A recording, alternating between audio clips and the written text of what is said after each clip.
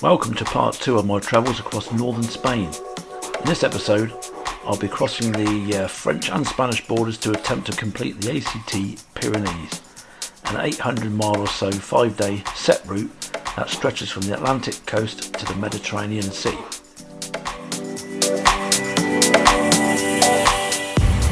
After saying my goodbyes to Kev and Aaron, my riding colleagues from the previous week's trip around the Picos, I set off solo to the start point of my new adventure on the ACT.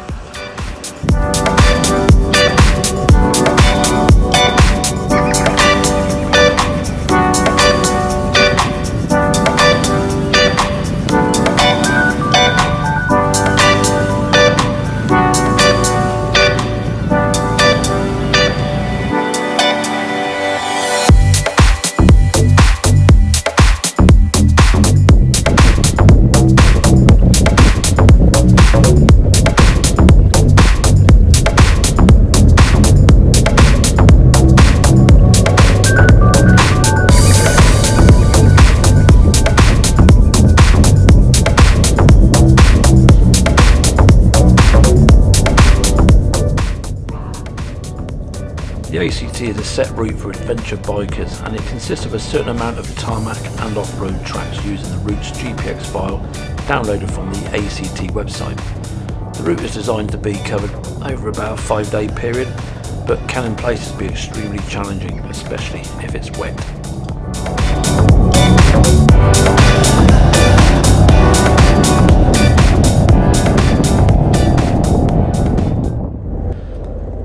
Well, no sooner had I started my off-road section, my sat-nav software packed up and stopped working.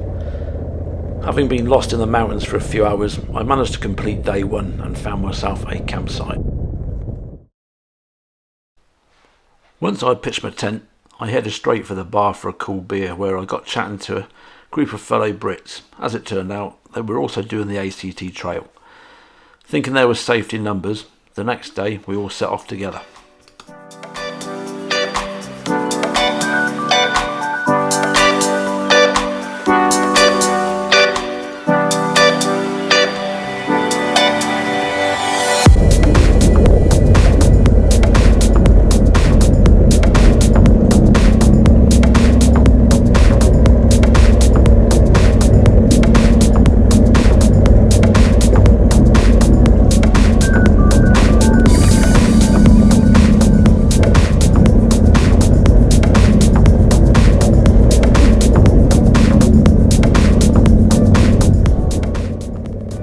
It was certainly great being back in a group again. I wasn't too sure about riding solo in these unforgiving mountains. Though I'd never met these guys before, they welcomed me to their group, which is always a bit risky, but as the days went by, I think we gelled well as a group.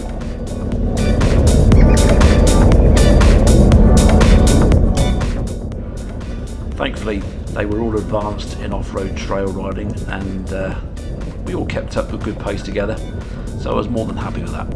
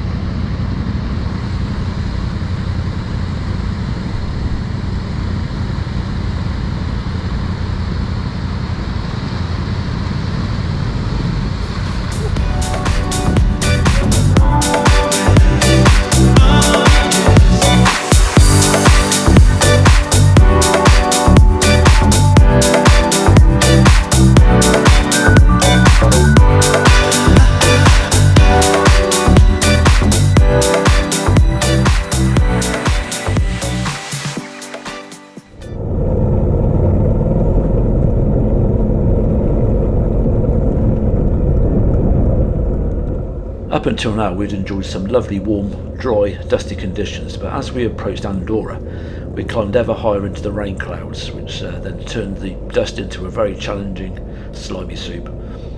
Despite the Honda wearing 50/50 boots, it felt like I was riding on slicks.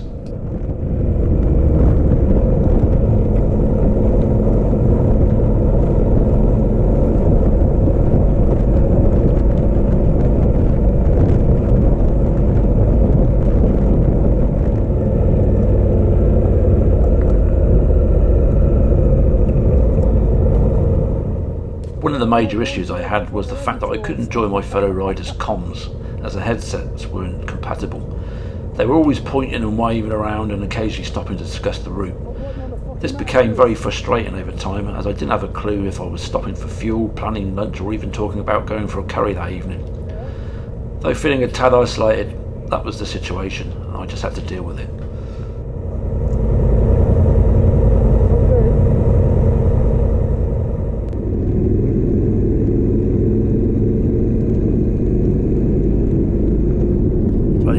It's 10:15 at night and we're just carrying on riding.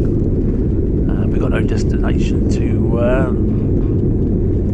finish off tonight, but I can barely see anything. I can't see Simon in front of me, and it's really difficult to ride. It's bloody dangerous. There's no scenery and nothing. I'm cold, I'm hungry, and I think we're going to have to stop at some stage because this is bloody ridiculous. Really hard today, really hard. We got up about 7 o'clock this morning and we haven't really stopped. So I think it's going to get to a stage now where we're going to have to pull over. So I'm going to try and let Simon know because we've got no comms and so we've got to get our heads down tonight. We can't stop on the mountain. I hope that's not what they're planning.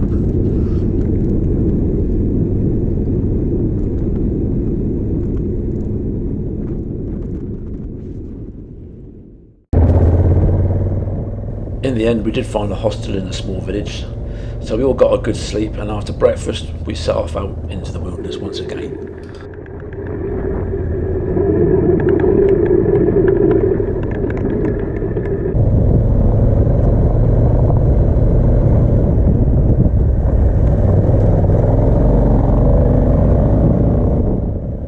Now things were really getting gnarly. It had been raining up high for quite some time and the trail surface was like an oil slick.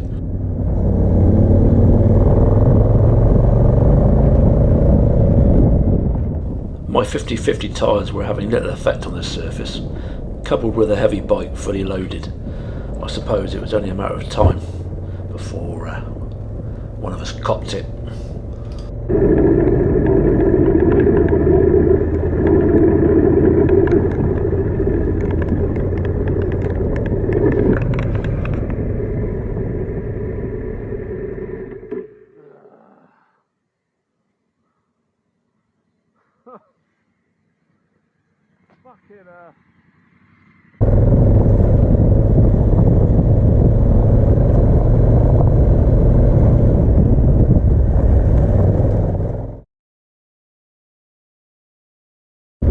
Now the ACT trail is an on-off-road route, and though the off-road sections took you into some of the most remote and sometimes challenging tracks, the views were fabulous.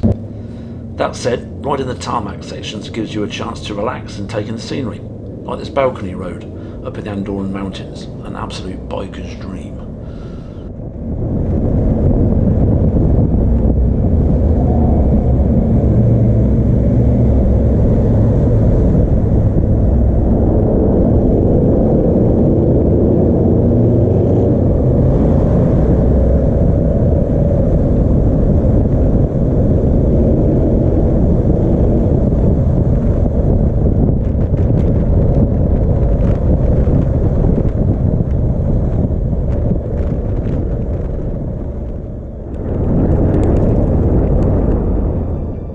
Well, eventually we were back on the trails, but things were getting progressively more difficult.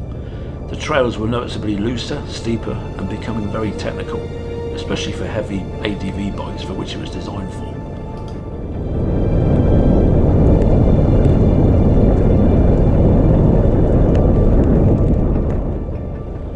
Well, on this particular day, whilst looking for the infamous Volkswagen T1 for a photo opportunity, things went sort of south big time. Whilst following Simon, unfortunately his traction control kicked in and he lost momentum, and with me closing in behind him fast, I had nowhere to go. I hit the high verge, I went over, and I went over hard, very hard.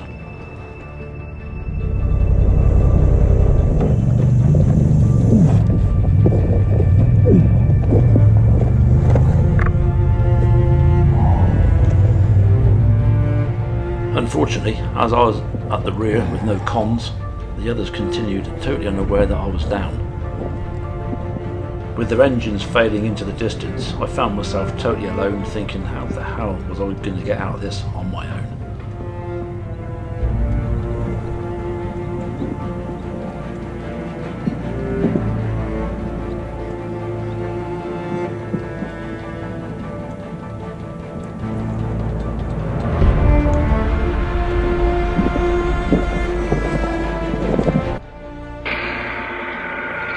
Well, there's Ken.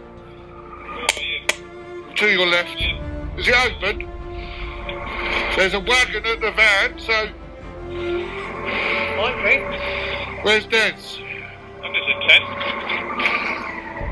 God, it's fucking rough up there, wasn't it? You come up the easy way, did you? Where's Des? Did Des follow you? No, he went ahead of me. By the time I got on it, I didn't know which way he went, but he didn't come up this way. He must have gone that way. I bet he was in trouble.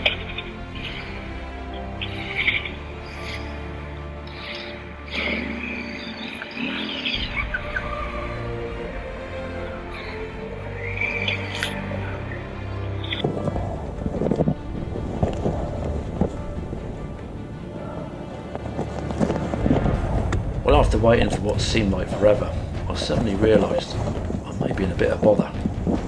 Not only had I fallen on a steep incline with the bike inverted, the impact had ripped my front tyre right off the rim and filled it with gravel.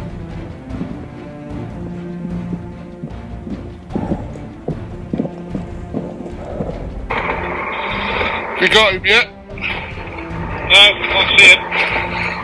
You don't have much further. We're going to be in trouble soon, I think. Well, I'm thinking we might have to run down and come up your route. Turning round then. You're going to run down, yeah? I can't see him. Keep going down to your easy route and we'll come up that way. Okay.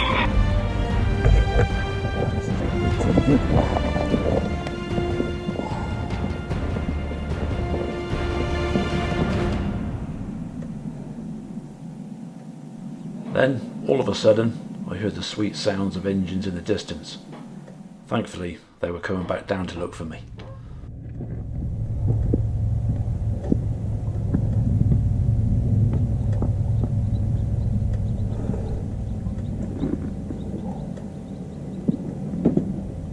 On the side? Oh, he's on his side. Is he? Yeah. Is he under it? No, he's on the side. It doesn't look particularly happy.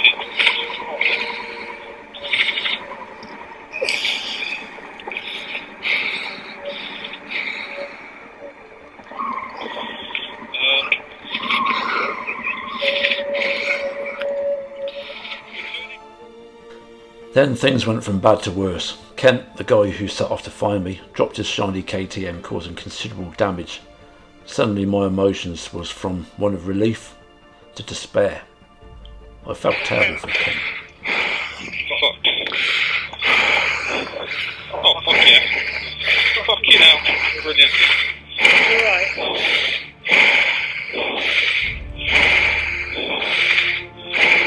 And that one. Oh, fuck.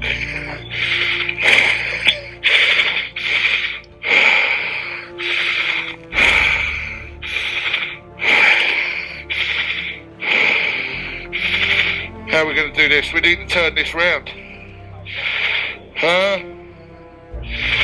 It might be easier. There's...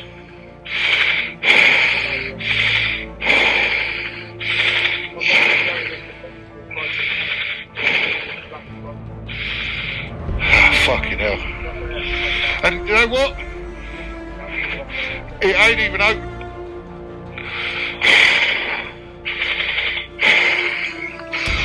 And Kent went up the other track.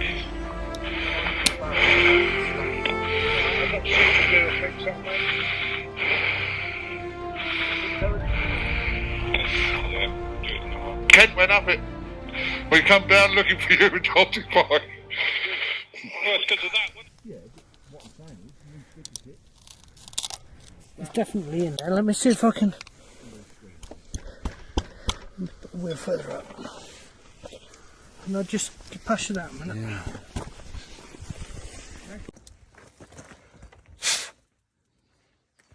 But the rim's alright, is it? Yeah, Was there another one you thought further Yeah, I'll around? put more chalk on it. You're a bit of a lucky boy there. No, it wasn't. Well, it's not as bad as you think.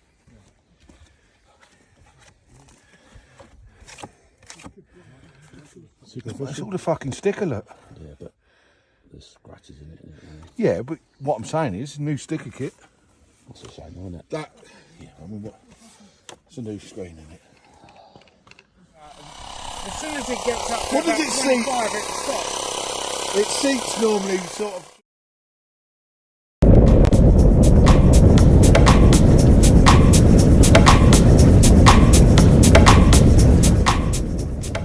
You know, I've got to admire these guys.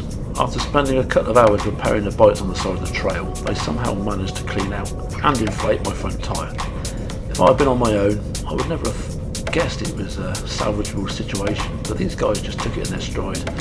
And before I knew it, we were again off across the mountains, now at an even faster pace, trying to make up some time.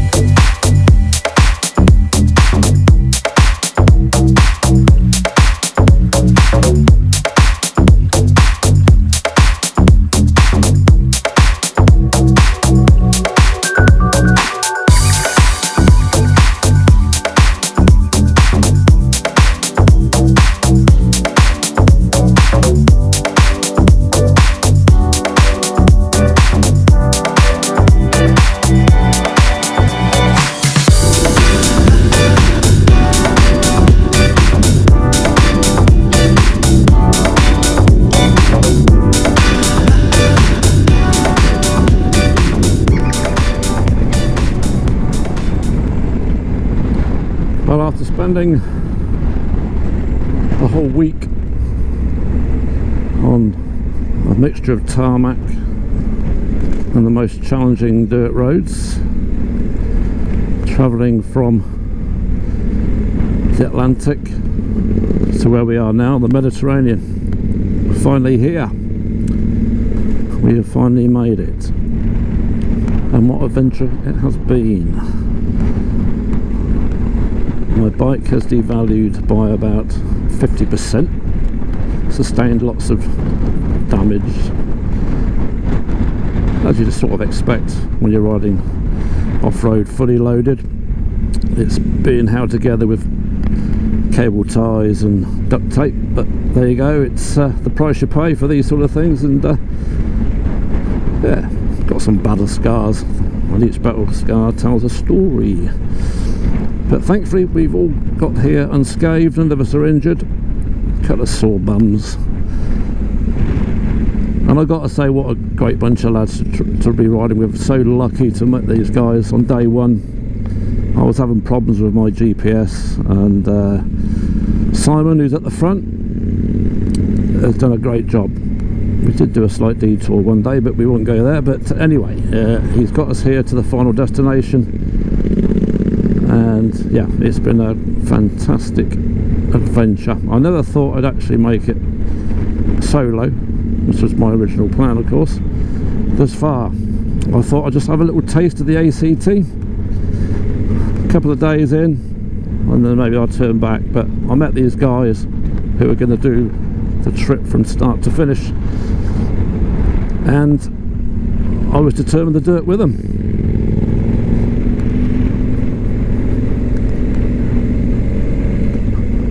And here we are. We're just heading towards the final destination now. It's a beautiful morning. Actually, we've had fog and rain for the last 2 days. It's been a real shame, because over Andorra, spectacular views, but we really couldn't see diddly squat, because obviously the views are at the top and that's where the clouds are. And very challenging at times. I mean, where these guys are now, I wouldn't have been able to see them in front of me. It was that bad. But today it's beautiful. Hopefully we'll get some great views up there, and I'll take some pictures when I get to the top. So we're going to spend a few moments up here taking some photographs, and these guys are then heading up to some kind of bridge in the middle of France. They're going right up to Cherbourg. They're going to head off home. I thought about joining them, but to be honest with you, I'm all biked out. I've had 2 weeks now doing twisties and trails, so I'm now booked on a ferry from Bilbao, northern Spain, and I've got a 2-day trip along motorways to get back to that destination for the ferry, and then I can relax for a day or so on the boat. Might have myself a massage or a sauna, I don't know. But yeah, the thought of another 2 days riding up through France. I rode down through France, like you know, and my God, it was mind-numbing.